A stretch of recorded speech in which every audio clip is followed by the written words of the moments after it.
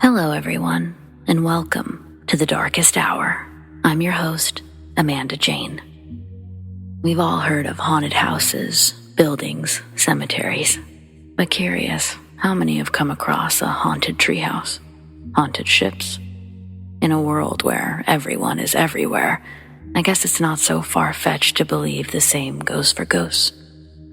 It's not just ghosts, though, is it? People are encountering things they don't understand all the time, in their homes, in the woods, and they take to the internet to try to figure out exactly what they experienced, because sometimes it may feel like we can't go to a friend or a family member with our experience. I mean, it's one thing if a troll on the internet calls you a liar or crazy, but how does one stomach that potential reaction from someone they actually care about? I think you're lucky if you experience something with someone.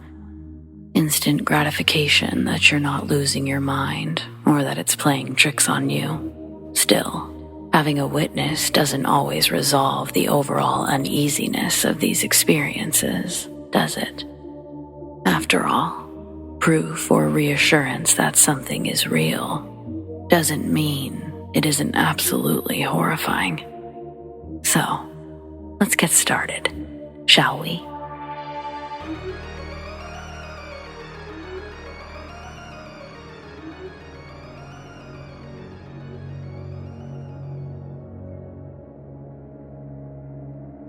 So, I love paranormal stuff, but I'm a huge skeptic. I think it's fun to pretend ghosts and demons exist, but no random story on the internet was ever going to convince me that they were real. I may have to see it kind of guy, and now I've seen it, so I'm contributing my own unbelievable experience to the internet's collection. Most of my friends have always been superstitious, so I decided to go all out for my birthday party. Every year they come over for a night of drinking and general shenanigans, and they thought that this one would be the same, yet what they actually got was a full-blown seance. I got a Ouija board, a crystal ball, tarot cards, crystals, candles, the works. But I was especially proud of myself for the rigged noises. I connected 2 old phones to a couple of small, well-hidden speakers in the living room, and I downloaded an app for special alarms. Then all I had to do was put the phones in a junk drawer and wait. At 4 specific times, various sound effects would play, like knocking or footsteps. It could have all easily failed, but I honestly thought I had a decent chance at pulling it off. Plus, the price for getting caught was only enduring a bit of ridicule. Not to brag, but I'm a pretty good sport when it comes to that kind of thing. In the end, 4 of my 7 guests decided to play. Honestly, better than I expected. I didn't want to make anything too obvious, so we messed around with the tarot cards before bringing out the Ouija board. The girls almost left, but I convinced them to stay. After all, it was in a children's game box. They also checked the table for any tricks, but my devices were well out of their search radius. Again, I started off slow to see if we were going to have any other pranksters in the mix. And sure enough, we did. I thought one or possibly all of them would be giving me a little birthday scare. So I didn't flinch when they adamantly denied being the pushers and accused me instead. I also kept a tight poker face when the spirit claimed to be my grandpa. Everyone there knew his name and how close we were. Then, it all suddenly made sense. They knew I was planning something, so they were setting the scene before I could. Well, game on as far as I was concerned. The time had finally come. The knocking alarm was set to sound in 1 minute. "Grandpa, are you alone?" I asked, sliding the planchette to no, then back to the center. "Are any other spirits here as well?" Again, I slid the planchette to no, and then back to the center. A noticeable unease spread through the table, and it was hard not to smile. With a low, solemn tone, I continued, "Is there a demon here? With you? With us?"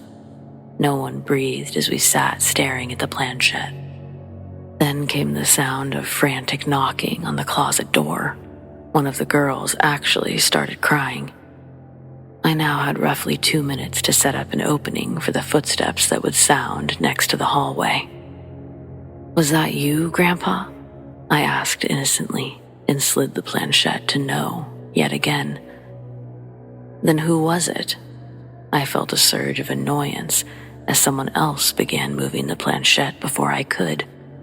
It spelled N-E-D, Ned, and my stomach dropped to my knees. Ned was the awful man from the nightmares I had when, and only when, I was living at Grandpa's old house. I've never told a soul about him until now. In my dreams, I would have a bird's eye view of myself asleep in bed, only I wasn't alone. There was always a sickly, thin, elderly man lying next to me, just staring at my motionless form. If I tried to call out a warning, the old man would turn to glare at me with the most hateful scowl. Sometimes he would attack me if I persisted in trying to wake myself up. Eventually, Grandpa got a new house that didn't give me nightmares, and I forgot that Ned existed until his name appeared on that Ouija board. I'm positive there's no way my friends could have known about him. I was instantly ready to stop, but I didn't want the others to know how frightened I really was. I asked a few simple questions that didn't receive answers, hoping someone else would be the one to suggest quitting, but no such luck. I was the birthday boy, after all.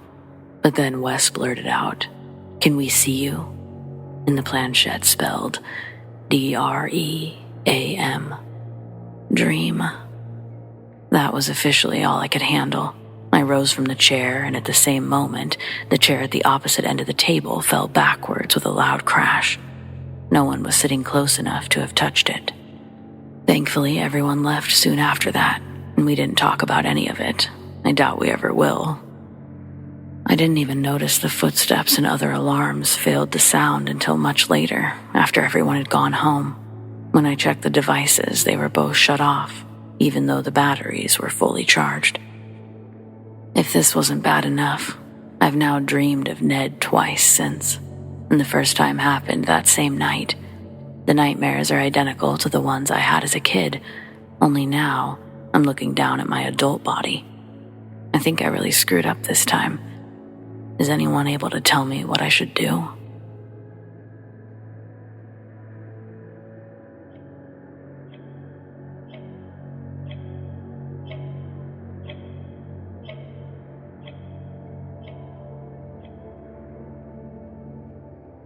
I used to live just outside of Redwood County, Minnesota, and around the age of 16, my parents started allowing me to go camping on my own.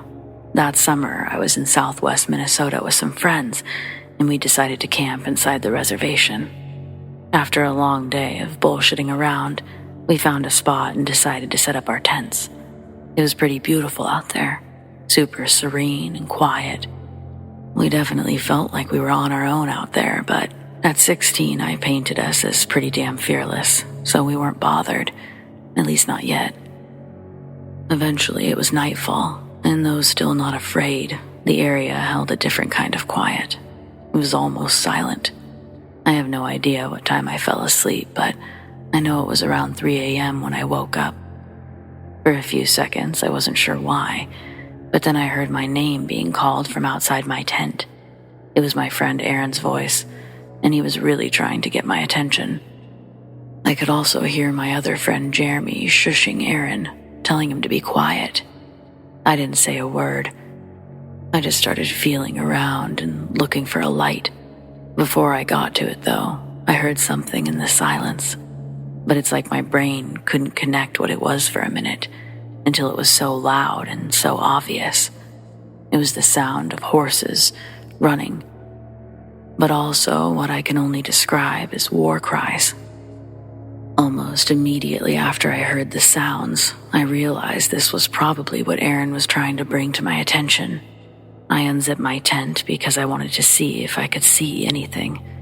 Jeremy was already outside of his tent, and he was looking around like he had the same idea. We both started to step out closer to the extinguished campfire to investigate the sounds.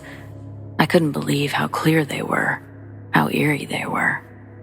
Something about being there suddenly felt wrong, but I still can't pinpoint why. Shortly after that thought, Aaron walked out of his tent armed with a paintball gun. Not sure what good he thought he was going to do with it, but it said to me that he was scared. I guess we all kind of were by now. After an exchange of "do you guys hear that?" we all decided that it was something real. We were on the reservation, so it was most likely that the noises were coming from there, somehow. Aaron was paranoid it was someone's way of telling us to get lost, a warning of some kind before a real brutal attack took place. I didn't think that sounded right, but I didn't have much else to offer as to what I thought it was. To me, it couldn't be anything other than what it sounded like. Horses, war cries. It seemed to envelop the whole area, yet was only a whisper at the same time. Suddenly, I felt a small brush of wind against my face, followed by an unusual thump sound right next to my ear. It sounded like something had hit the tree directly behind me, but this time I didn't stick around to investigate. Almost on cue, we all funneled into one car, drove a mile or so into somewhat civilization, and did something that emulated sleep for the next couple of hours. Then, because there's something about daylight, it gives you courage that somehow dissipates when it's dark, we decided to drive back to the campsite. Courage may be a strong word. In reality, we still had to get Aaron's car and the rest of our shit. So what choice did we really have? Once we got there, everything was exactly how we'd left it. Jeremy and Erin started packing up almost right away, but I had to check something out first. Chances were we wouldn't be coming back to this place again, but something told me, something stronger than just my curiosity, that I would find something in that tree. The tree that had been behind me the night before. I had heard something strike it. Inspecting the tree trunk, I found what appeared to be the odd end of an arrowhead, with the pointed end embedded in the tree. Part of me wanted to take it out, but a bigger part of me felt like that was a bad idea. I told the guys to come over and take a look. We all agreed that's definitely what we were looking at. I decided to pack up my tent. The guys were still over by the tree when Erin called me back over. They'd found something else. It looked like the piece of an axe. Part of the sharp end, but no handle attached, and missing the piece of material that would connect the two parts together. It made me want to find the handle, and though I never did, we found more of these assorted pieces of history. At least that's what I assumed they were. Full-sized arrowheads in various colors of gray, red, and brown. But also, there was this white material that sort of littered the area if you looked real close, or if you knew what you were looking for. They were pieces of pottery, clearly scattered now, but at one time I imagined they were full. We rummaged around the area for what felt like hours, but after we realized we could likely do this forever and never come up short, we decided to call it a day. At one point, Jeremy asked if we should take any of it with us, but we opted not to. I'm shocked and grateful that even at 16 we had enough wherewithal not to take anything with us. Pretty sure we were all just grateful too that nothing bad had happened to us or our stuff. I mean, besides being scared out of our minds. Though, something tells me that if we weren't so respectful, things could have been a whole lot scarier.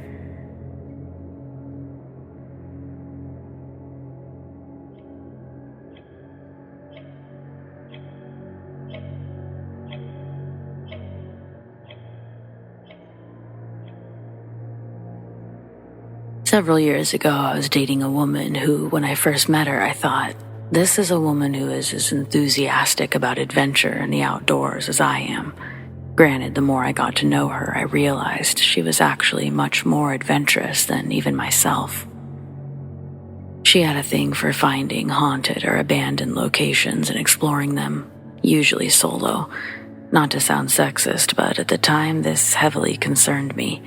Guess it still kind of does. I know that she could take care of herself for the most part, but some of these locations were places that even I wouldn't venture into alone. and some were places that clearly lots of people ventured into, and often. For as many places as we visited and as many things as we did, there was only one time we actually experienced something while together, something scary. We were visiting the California coast and had found our way to the Queen Mary. For anyone who doesn't know it, the ship is permanently moored along the coast of Long Beach, California. Before we took the tour, I didn't know anything about it, especially that it was known to be haunted. It was an active ship for over 30 years. We learned that during its time as a working ship, it had experienced more than a few tragedies. Though they all seemed to be genuine tragedies like collisions, fires, etc. However, what ultimately took out the ship was rather average. Business wasn't great. After operating at a loss for several years in a row, it was sold, becoming the almost landmark that it is today. So going into this whole thing, I didn't have any preconceived notions. I just learned as I went. We eventually made our way to the engine room. It was an interesting area with lots to stop and look at, but it also had these tight doorways that made me feel uncomfortable. Part of me just felt claustrophobic, which I hate. At one point, my date stops me and says, "Okay, listen." At first, I thought she was going to tell me something else, so either way, I waited and listened. But soon I realized that she was telling me to listen to our surroundings. She closed her eyes, so I did the same, even though it felt a little weird. I didn't know exactly what I was listening for, but eventually, I was hearing things. Mainly sounds of a ship, right? Creaks, metal on metal. But there really was more. It felt like the sound of an alarm. Not directly next to us and not loud. It was distant for sure. But it didn't really sound like any alarm I'd ever heard. It sounded kind of old. I opened my eyes and my date was looking at me. She asked, "So, did you hear it?" And before I could ask her if she meant the alarm, I felt an immense cold take over my whole body, just for a brief instant, but it was to the bone. It was as if someone or something had passed directly through me. I felt sick, like maybe I was about to puke. The thought of puking during a public tour was humiliating enough, but then I started to feel dizzy. So not only was I going to puke, now I was going to pass out too. I imagined myself passing out into my own puke, and there was just no way.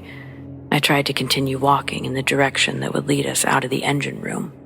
For a minute, I was sure I was pulling it off, but my date thought otherwise. She stopped me, asking if I was all right. In the moment that she did, I felt a soaring pain through my chest. I've never felt anything like it. That's what I remember thinking at the time. I also remember thinking it's horrible, but it was brief. What's odd now, though, is that I don't really remember the pain itself. What I recall most is that as soon as the pain ceased, so did everything else. I wasn't nauseous anymore, and the dizziness had subsided. Even my date could see the shift, and she exhaled in relief that I was okay. Then she asked me again, did I hear it? I told her I heard what I thought sounded like an alarm, a weird old alarm, and I watched her expression turn up into a smile. She told me she'd been here before, that she'd seen something there before. A man. He was a young man, sweaty, dressed in overalls. Most unsettling to her was that the man came up from behind her, and it was just after she'd heard what she swore was an old alarm. He was running, and she barely moved out of the way as he passed by, where she watched him disappear while passing through the various doorways. Not gonna lie, I felt very much like leaving after she told me this story, so I continued towards the path to exit. All the while, my date is just hyped up and excited, retelling me of her experience, saying how cold it felt suddenly. I wondered if that same guy hadn't just ran into me inside this place. I know this next part is silly, but I was sort of frustrated, or maybe just felt chilled by my date's choice not to tell me what I was walking into. Something, no idea what, but maybe it's that same thing she saw, but something nonetheless ran into me. I've never felt a chill like that. Not before, not since. I don't like to mess with ghosts and such. I mean, honestly, before this, I think I mainly didn't believe in ghosts out of fear. I don't like to think about what it means to be a spirit, how one gets there, how one doesn't. I mean, respect for the dead, for sure, but I'm not eager to communicate with them. If you ever find yourself in Long Beach, maybe give it a visit and decide for yourself. Oh, and you can sleep there, like rent a room. They're beautiful, but no thank you. Knock yourself out.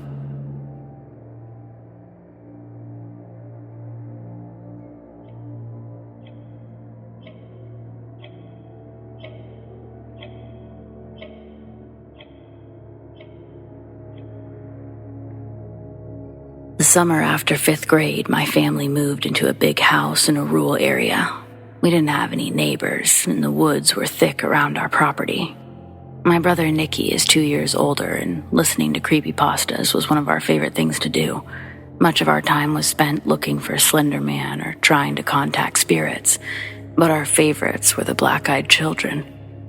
One day, we found a story where somebody mentioned a sound that attracts the black-eyed children.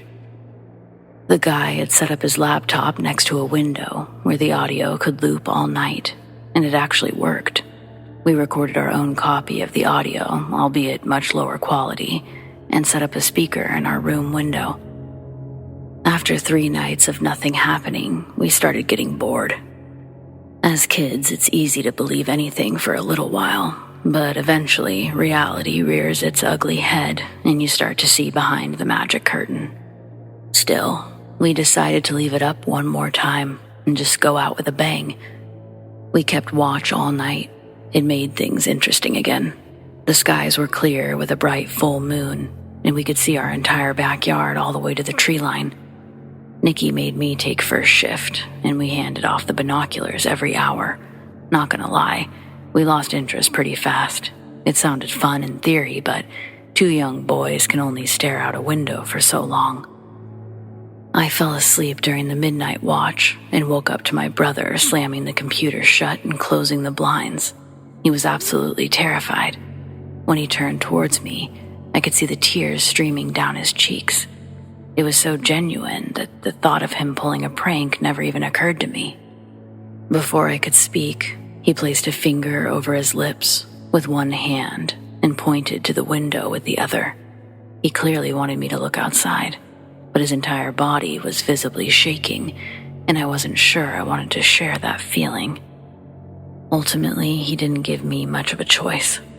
Slowly pulling back a corner of the curtain, my eyes searched for anything unusual. Nikki wouldn't tell me what he saw, but I had a pretty good idea of what I was looking for. When I didn't immediately see anything, I began to think that he actually had imagined it, or that whatever he saw was gone. Then he said to look straight ahead, into the woods. It took a moment for my eyes to separate the tangled shadows just behind the tree line. But once I did, the outline of a person was clearly visible. It was someone short, too, like a child around our age. I sank to the floor, speechless and terrified. We sat like that for what seemed like a long time before Nikki finally spoke. He's always taken the protective big brother role very seriously, and seeing how frightened I was helped him control his own fear. He reminded me that the children had to be invited inside, that as long as we didn't open the door, we were safe. But I was worried about our parents. His face fell. We both knew that neither of them would think twice about letting a kid inside, especially if it seemed like they were in distress. We stayed up the rest of the night to keep an eye on the shadow figure. Each time we looked out, they were standing in the exact same place, until sometime after 3, and then they were just gone. We slept for a few hours after sunrise, but we were too frightened to play outside that day. Mom thought it was strange, but she didn't push the issue. We weren't really sure if we should tell our parents. There was no question that they wouldn't believe us. And more likely than not, the only solution would probably be to ban us from creepypastas. There was no point in taking away our scary stories after learning not to play with otherworldly forces. So we suffered in terrified silence. That night, neither of us could sleep because we kept wondering if the kid was back. Around midnight, Nikki got out of bed, peeled the curtains back just enough to get a glimpse outside, and the resulting whimper was all I needed to hear. Only it was even worse than I thought. There were now 2 children, and they were about 5 or 10 feet in front of the tree line. They were moving closer, just like in the story we heard. One was a dark-haired boy that looked to be our age. The other was a smaller girl with long hair who appeared to be 6 or 7. Once again, we stayed up to keep watch, and each time we looked outside, the children were in the exact same spot, seemingly staring straight into our window. Until they weren't. They disappeared at roughly the same time as before. This 3rd night was the worst, but thankfully also the last. The same 2 kids were in our yard, and they brought another friend who seemed closer to 14 or 15. They were also now closer to the back door than the tree line. We were so frightened already, but the way they stared at our window, like they knew we were watching, that's what really got us. We checked outside much more frequently, and though we were genuinely petrified, there was a certain level of security in the fact that they hadn't moved during the previous occasions. We were more afraid of how many there would be and how close they would get the next night, which was a grave error on our part. It was between 2 or 3 a.m. when Nikki peeked outside, screamed, and fell over backwards, taking the whole curtain with him. I'm not sure how it didn't wake our parents, especially when I screamed even louder after him. But when I looked out the now completely uncovered window, all 3 of the children were standing right on the other side, staring at us. There were no more questions about their eyes. We could see all 3 sets of their pitch-black orbs up close and personal. The oldest was the only one to speak. He asked to come in and to use the phone, but we of course said no. We were both crying so hard, I'm sure it only sounded like garbled sobs, but we were in full survival mode. The boy's question snapped us out of our shock, enough that we were able to get the curtain back up. He said something else at one point, but we were so upset that neither of us could make out the words. Once the window was covered, we huddled together on the bottom bunk bed and waited for morning. One of them tapped on the glass for what felt like a long time, but when daylight came, Nikki looked outside and they were gone. We never saw them again, and we stopped listening to creepypastas. If the children are real, we don't want to know what else might be. This is actually the first time I've spoken about it since, and I'm 18 now. Well, thanks for listening, and be careful if you play around with this kind of stuff.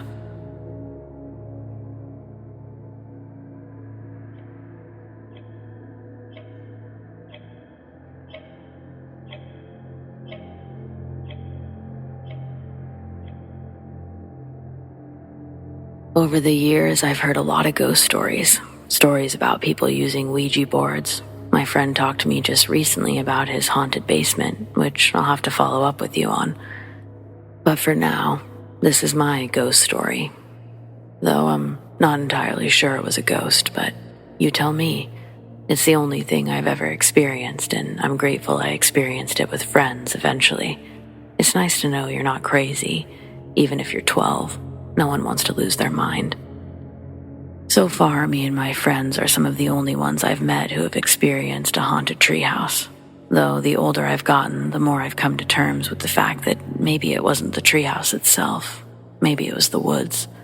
Our houses all sat along these woods in Central Oregon, my house the furthest into the neighborhood, at the end of the dead end. This means I had woods lining my backyard, but also had them alongside my house on the far side. When I was much younger, my dad learned that our property actually extended into those woods. However, we were unable to establish any plumbing or electrical, so adding onto our home wasn't really an option. Instead, my dad decided to build a pretty state-of-the-art treehouse, one that we used to all enjoy together as a family until it became a spot exclusively for me and my friends. The first time I ever stayed out there alone, I didn't like it. In fact, I ended up back inside almost as soon as my parents were asleep. I was, for all intents and purposes, afraid. I disguised this by having friends with me most of the times that I was out there after dark. After all, the treehouse had always held positive memories. I was sure that I was just being a baby about being alone. I think I was around 11 or 12 when I decided to try sleeping out there alone again. My parents were painting my room, and since they didn't know I was afraid of the treehouse alone at night, they suggested I sleep out there. It was summer after all. For the night, I brought a little battery-powered radio out there, doubled up on blankets, and kept a walkie-talkie with me. The other receivers belonged to my 2 friends who were also neighbors. So I just wanted the walkie-talkie for reinforcements, I guess. While I was out there, I remember telling myself I wasn't tired and that's why I couldn't fall asleep. But even as my eyes felt heavy and started to close, I found myself forcing myself awake to avoid falling asleep out there. But eventually, nature took over. I'm only human after all, so I fell asleep. Not for long, or maybe it was. The one thing about being out there is I didn't have a way to tell the time. Anyway, I woke up to what I thought was my walkie-talkie going off. It startled me, and I fumbled for the receiver to silence the sort of piercing noise it was producing. I realized it was actually my radio making that noise. I turned it off before I even had a moment to think about how strange that was. I knew I had turned that off. In fact, I was sure I'd turned it off, batteries and all. When it turned on the first time, the radio was just producing static, like it was between actual functioning stations. But then it turned on again, only this time it sounded as though it was skipping through channels. I hadn't laid back down yet, so the radio was just within my grasp.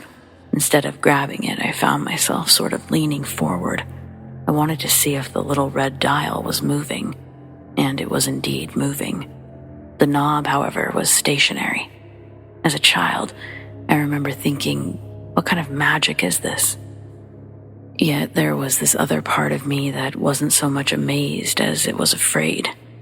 I wanted to turn the thing off, but I didn't want to touch it. Then, I felt something. The treehouse itself started to vibrate. I had no idea how, but it sure was. The radio kept doing its thing. It tipped over, but it didn't turn off. I'd never wanted to go inside so much. Everything inside of me was dedicated to the cause of making it to my house. At first, I was worried about moving while everything was vibrating, but it started to almost hurt. It was that powerful. When I went to climb down the ladder, I realized it was nearly impossible to grab onto the wood planks. The vibration was so strong, it's like my hands couldn't even grip the wood. The radio was almost silent in comparison to the buzzing sound that completely consumed me. If I hadn't been conscious of it, if I didn't move at all, I would have thought that for sure I was having some sort of seizure. After several moments, it stopped. Everything did. The radio was silent, the treehouse was no longer vibrating, so I wasted no time running back inside the house. I didn't think that I would sleep much that night, but I felt a world of difference being in my own bed, and I passed out. I didn't really spend much time out there alone after that incident. The treehouse actually gathered dust for a while, and my dad contemplated tearing it down. However, when I was around 15, I decided that the treehouse was absolute gold. No way I could give it up. Instead, my dad helped me run some extension cables and cords from the treehouse to the house. This gave me a little makeshift electricity while out there. That summer, it was equipped with a mini fridge, a small TV, and a Nintendo GameCube. It became the chill spot for a while, at least our entire freshman year. But I still, on the low, hated sleeping out there. I always found an excuse for us to go inside. One night, that didn't really work. My friends Riley and Jason were basically giving me a hard time, saying that they weren't done playing video games, and after a few more excuses, they just straight up said that they were too lazy to go inside, that it was too hot in there. So I caved and just said, fuck it, it's one night. I knew better, but you know how peer pressure is. Plus, I was technically their host. Was I just gonna leave them out there? I decided my best bet was probably just to fall asleep before they did. The sound of Mario Kart in the background was almost soothing, but I was jerked awake. It felt exactly like when you're between sleep and suddenly you feel like you're falling. My stomach dropped. Then, the vibration started. Only this time I wasn't alone. My friends were both wide awake, and from the looks of it, they were still playing video games because the TV was on.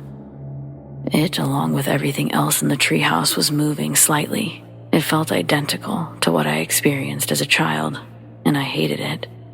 I never heard Riley scream before, not that I could recall, so the sound, it almost didn't register, and it was so drowned out by the other noise. But I saw his face. He was horrified. I watched as he grabbed onto the wood framing and quickly let go, realizing it was impossible to grip. I tried to say out loud to just sit still. It will only be a couple minutes. You just couldn't really hear what I was saying. So I sat there, covering my ears, hoping they would do the same, and they did. Then, just like the first time, it all stopped. The TV was off and the vibration was no longer present. Riley went straight for the ladder. Jason followed close behind. I took my time leaving, though. I had no idea what I was looking for, but I just felt like I was going to experience something. Another thing I still can't explain. Then, on my way down the ladder, it happens again. Mid-ladder, the vibration causes my hands to lose their grip on the wood, and I fall backwards. Luckily, my friends were already off the ladder by this point. Instead of crushing them, I just fell straight on my back, knocking the wind out of myself. On the ground, I couldn't feel any vibration, but it sounded like an extreme windstorm was making its way through the woods, only there was no wind. After my friends helped me up, I was able to catch my breath and follow them inside. We were far too jumpy to be quiet or even consider what time it was. Jason looked me dead in the eyes, and I'll never forget. He looked at me and said, "I saw something out there. Something big." He was serious, real serious, but he said he couldn't explain. Riley asked me what that was. Why was the treehouse shaking like that, and what the fuck was up with the TV? By this time, my parents came down and were asking us what the heck was going on. Why were we yelling and running around? I wasn't even going to launch into the story, but Jason and Riley did it for me, telling my parents something was outside, something was shaking the tree and messing with the TV. They swore up and down that they turned off the TV. My parents, well, they just looked tired. Honestly, their lack of enthusiasm made what we experienced seem like nothing, but they weren't there. Essentially, we were told to keep it down and to either set up in the living room or my room. We opted for the living room. Nothing else happened, but by the time I woke up, both of my friends were gone. I called them later that weekend asking where they had gone. They both told me they couldn't sleep. They waited for sunrise and they walked home. They also said that they saw the TV turn on again. They could see a light glowing inside the treehouse from the living room. It shouldn't have been possible, since one of the things my dad did when we woke him up was unplug everything from the house. It shouldn't have even had power. So that was officially the last time I stayed the night up there. Well, it was the last time anyone stayed the night up there. My dad tore it down before senior year. I just have to know, has anyone else experienced something like this? In the woods or in their house? Anywhere? What was it?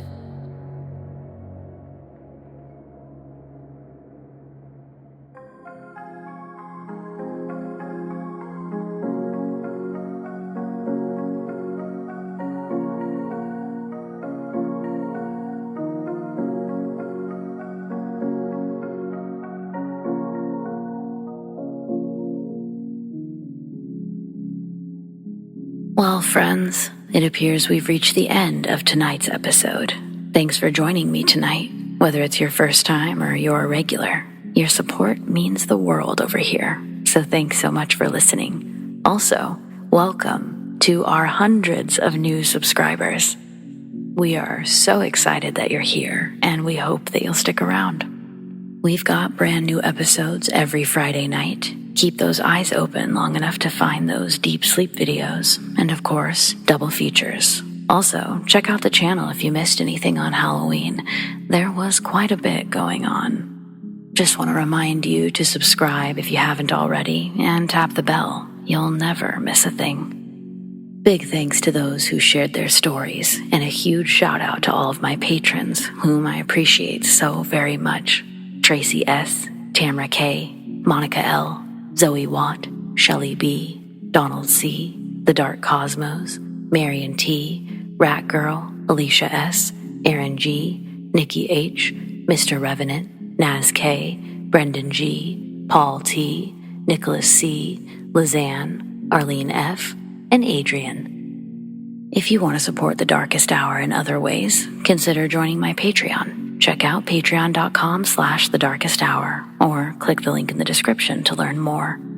Do you have stories like these? I'd love to share them. Send them to me, amandadarkesthour@gmail.com, or on the Darkest Hour subreddit, The Darkest Hour YT. Stay spooky.